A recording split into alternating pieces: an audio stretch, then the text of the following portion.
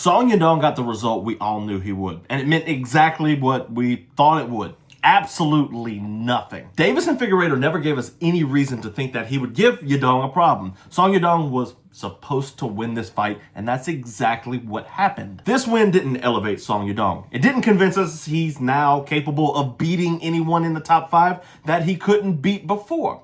Like we said in our UFC Macau preview show, Song Yadong is stuck. At 28 years old, Song Yadong is stuck in no man's land. Bantamweight is a meat grinder of contenders, and Yadong has become the gatekeeper who can't quite break into the elite echelon of the division. Again, Song Yadong's win over Deiveson Figueiredo was fun. You know, he got the win, but what does it tell us? It didn't tell us anything. We didn't learn anything about Song Yadong. We knew that he can wrestle, we knew that he can strike, and we also knew Deiveson Figueiredo's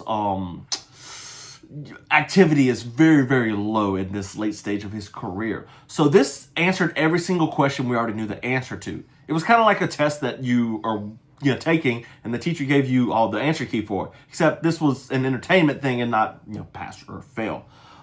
He looked like Song Yadong, really crisp, fast striking. He used his leg kicks to kind of gauge the distance against Deiveson Figueiredo. And at the end of the day, Deiveson Figueiredo made a mistake, and Song Yadong did what he was supposed to do. He, capitalized on it. We'll talk about the mistake in a second here. But the questions, again, we called it in our previous show.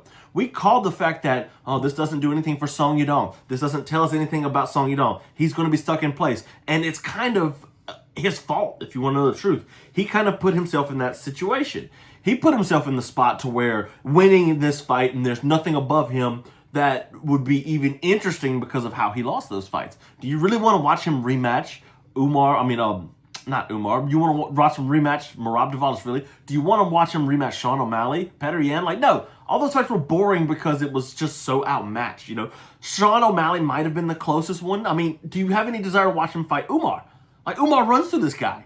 So no, Song Yadong didn't do anything, and it's not his fault, but he lost those fights to put him in a better position moving forward. This is his fault. You just got to win, and he didn't go out there and win. He won today, but it's only because he had to fight a lesser opponent. And what lies in front of him is scary because they've got some really good, and Yadong's not old in his own right, but they've got some really good up-and-comers that are coming up to meet this guy there. Now, Deiveson Figueiredo messed up. He shot the takedown, and he jumped right into a guillotine. If you missed it, Song Yadong submitted him with a round 2 guillotine. And, obviously the classic jiu-jitsu tale of, this is a wrestler.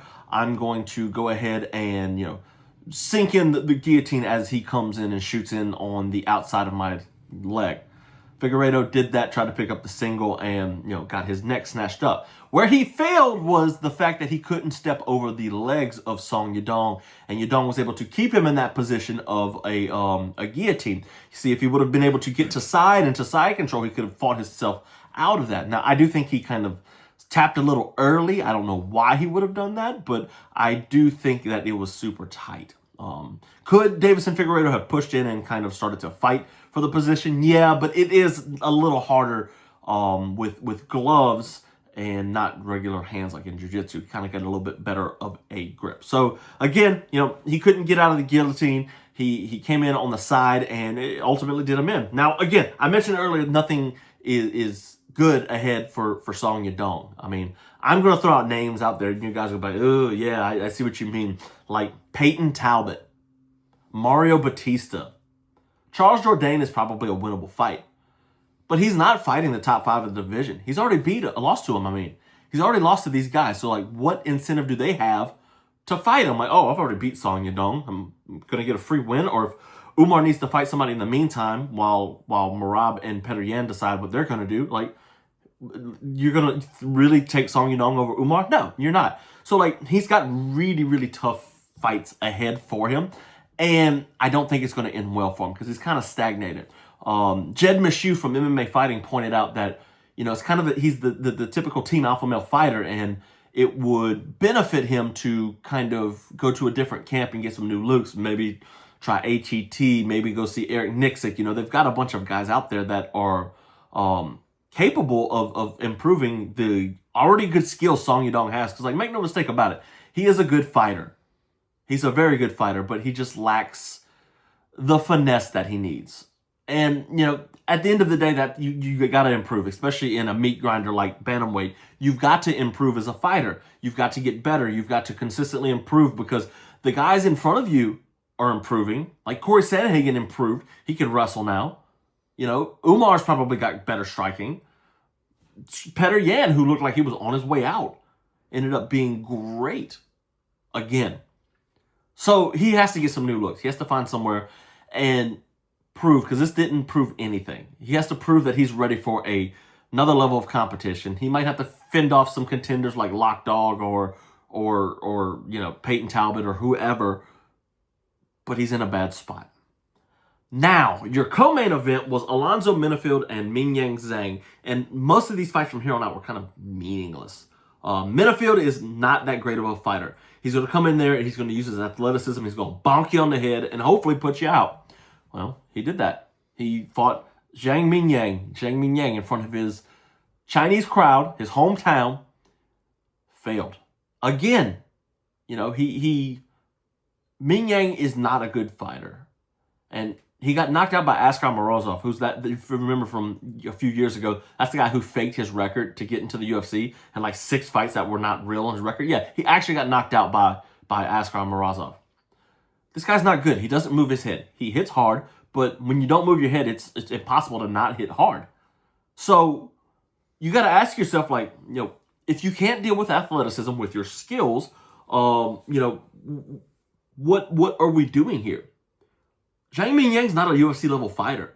The only reason he's there is to push the market in China.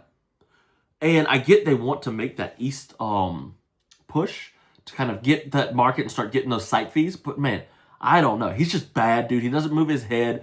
He crumbles under pressure. And Alonzo Menifield, as good and athletic as he is, he just put the pressure on him. And Zhang Mingyang couldn't handle the pressure. But once Menifield's athleticism gone, looking at his side of the story, once his athleticism's gone, where does he go from here? Because he's cooked if not. Not moving your head, Menifield doesn't do it either. So one day one of these guys are gonna get bonked. Today it was Zhang Mingyang that got bonked.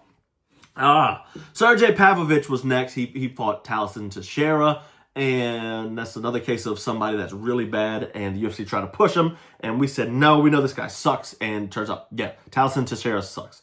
That is now 1-2 in his last 3.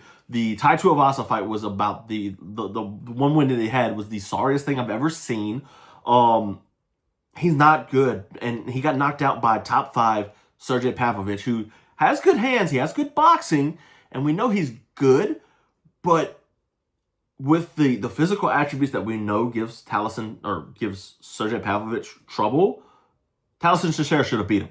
Instead, he didn't. He struggled with him and really just kind of folded under the pressure, much like Zhang Mingyang. Pavlovich, he struggled in the past, and he did a good job here of kind of getting his confidence back and saying, hey, I can still brawl with the best of them, and I still got these stone hands. After the Volkov loss, he's kind of looked timid, or the Tom Aspinall loss. He's had this real timid mentality about him. Kai Asakura finally gets his first UFC win against Cameron Smotherman. His 135 debut. So if you remember, Asakura fought for the title in his UFC debut against Alexandre Pantoja. We knew he was good, but how good is he? And then he lost to Tim Elliott in his second fight. This was his first UFC win. Beautiful knockout. I mean, Cameron Smotherman's not that great of a fighter. Probably the best fighter he could have matched up with. The fight went on less than 2 minutes, and the knockout was kind of cool. You got to see the craftiness of Kai Asakura. He kind of throws a rear uppercut, but he feints it, and he steps through, and then he comes with a big right over the top to knock down Cameron Smotherman, and eventually he followed up and got the takedown. So Asakura's good. I've joked about wanting to see him fight a Sean O'Malley next. That's a joke, but David Martinez or Lock Dog. I mean, if Lock Dog's staying at 135, I mentioned him earlier. But if he's staying at 135, but David Martinez is a fun fight. Let's see what Asakura can do against a boxer like him. Let's start to get him ranked in this division, because how old is Asakura right now? Let's see, 32. So he's got a couple years left, but not much. Jake Matthews defeated Carlston Harris. Not much to say about this. 15 minutes. You know, Jake Matthews kind of all over Carlston Harris. Granted, this was supposed to be Muslim Salikov and Jake Matthews, but Salikov had to withdraw. Matthews just wrestled him to death. Harris is not a good fighter either, and yeah. Alex Perez ended in a no contest against Sumar Darji. Groin strike. Let's avoid groin strikes. Dude was thrown up in a bucket. It was rough. Let's hit these prelims real quick here. Luis Felipe Diaz defeated Yisak Lee. First round knockout. Split decision. Jose Souza defeated Ming Ding. Cody Haddon got a really good win over Richie Lang. Richie Lang's a good win for Haddon. If you haven't watched Haddon yet, man, this guy's got some promise. I remember his Argueta fight. He's got some really good promise. Only losses to he's what, 9-1 now? Yeah, only losses to Steve Erceg on the regional scene. Ray Sayura just dominated Louis Garuli. Ray Sayura continues to do his thing. Angela Hill defeated Zhang Jingnan. Rodrigo Vera defeats Kanji Zhu, and Jacqueline Amarim beats Loma Lunk Bumi. At the end of the day, this fight card was, it didn't have much name power. It was designed to get the Chinese fighters wins, and they didn't. Instead, they just got mauled by everybody except for Song Yadong, who fought a ghost of a fighter. But yeah, this card kind of gets a 5 out of 10, like mid, kind of average type thing. Up next, we got Bilal Muhammad, Gabriel Bonfim, Brendan Allen's coming back, so that's okay. Ferris Ziem's good. Bryce Mitchell is continuing his 135. Matt Schnell, Alessandro Costa, Iwo Baranowski, and Junior Taffa, like they really wanted Taffa done. Marcus McGee's finally fighting again. It's an Apex card, and it's kind of better than this one, if you want to know the truth. But yeah, anyways, guys, look, Fight Finders, I am, out on the road if you can't tell, and I'm finding new things, and got some cool stuff working. So watch the videos, guys. Watch the stupid videos.